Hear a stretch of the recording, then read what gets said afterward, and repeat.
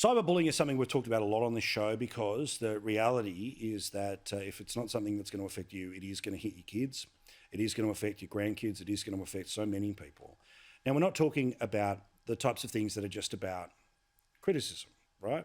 Because certainly people like me that are on telly, we lead with our chin. One expects criticism. Sometimes even, yes, the odd insult as part of criticism. But there is a particular strain on the internet of people who make vile threats. They make very clear threats to your physical safety. And when it comes to women in particular, they make really violent sexual threats.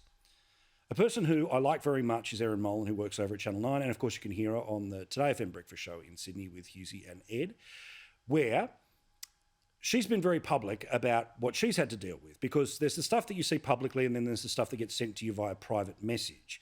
Here was Erin not that long ago on 60 Minutes. It just really hurts you. Targeted. You go to some pretty dark places. And bullied. You're not big, you're not tough, you're scum of the earth. I reported these messages to Facebook. The response was that they were not considered offensive. And it's the last part of that that's really interesting. As you just saw, the Senate has formally passed legislation that will now hold the tech companies responsible for the most horrific things that are allowed to be sent to individuals on their websites. The individuals who do this as well will also now face fines. I had the chance to talk to the lovely Erin Molan a bit earlier today from her dad's joint, south of Canberra.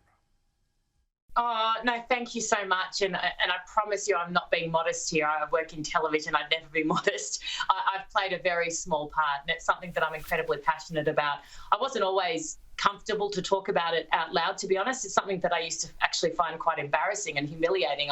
I'd get off air and look online afterwards, first of all, because I'm an idiot, and you do that when you first start out. You get better at it later on, and see some of the most horrific things written about me and feel like in some way it was a reflection of me. And I would think, oh gosh, I hope my family and friends don't see this. And then it would increasingly become worse and worse. And the nature of the comments were horrific, to be honest, vile and vulgar. And I really am passionate about making this aspect of it very clear, Paul. I'm in the public eye, and I am very, very comfortable with people not liking me, very comfortable with people going online and being critical, disagreeing with me, having robust debate, even being mean if that's what they want to do. The threshold for this is incredibly high. This is the same threshold as in the Criminal Act. So this is not about stopping free speech. This does not infringe upon free speech in any way, shape or form. This is about people sending messages threatening your life or threatening to rape your child, your 2-year-old daughter, or sending you messages that make you fear for your safety. This is what this stops. This now enables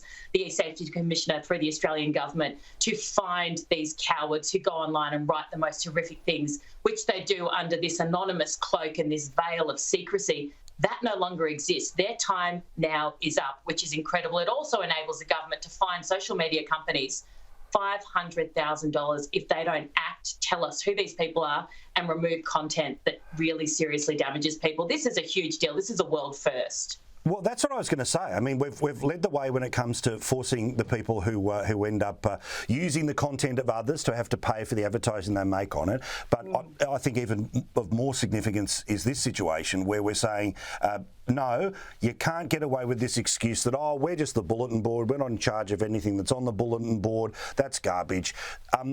What I'm interested in here is that, and I don't know how deep the legislation gets into this or what the promises are from the E-Safety Commissioner, but the person who's, Crazy Eyes 25, who's got a little egg and they basically, you don't know what their name is, and they say the nastiest things to you, how do you, as the person who's on the end of the threat, find a way to prove who that person is?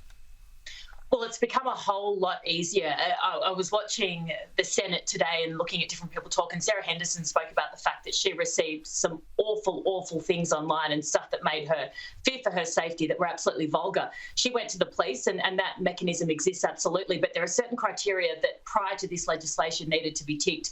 And even then, even if police could determine that these threats were serious enough, were real enough, that, you know, via the carrier service to menace, harass, intimidate, if all these boxes had been ticked, the police felt they could now prosecute, they would then have to rely upon the goodwill of these social media companies, i.e. Twitter or Facebook, to reveal identities. In her instance, despite the horrific nature of this correspondence and these vile things written about her and to her, Twitter refused to give the identity. They now don't have that choice anymore. The government now has the power. So through this, and there will be many, many awareness campaigns that will come out over the next 6 months or so to tell people exactly how to do this. But what I hope, Paul, and this is what I hope and what I've hoped from day one with all of this, I don't want to see people going to jail. Mind you, that jail term has now been increased from 3 to 5 years, which is fantastic. What I've wanted and fought for all along is a deterrent, because prior to this, we have not had a deterrent. And we know that in every facet of our lives, in day-to-day life, there are laws that exist that deter us. I'm not going to walk down the street and punch someone in the head. I'm not going to go to a shop and rob it. A, because it's just really not my thing. And B, because I know there are consequences for your actions. I know that if I do that, I'm likely to be arrested. Not even likely, it's almost certain that I will be arrested, put in jail, that I will be punished for what I've done. In the online space, that hasn't existed, and that's why these people continue to do it. So what these laws do is say to every person out there that this is now a crime. There are now things in place that will enable us to prosecute you. This hopefully will stop 90% of what's going on online by its existence alone, and that's crucial.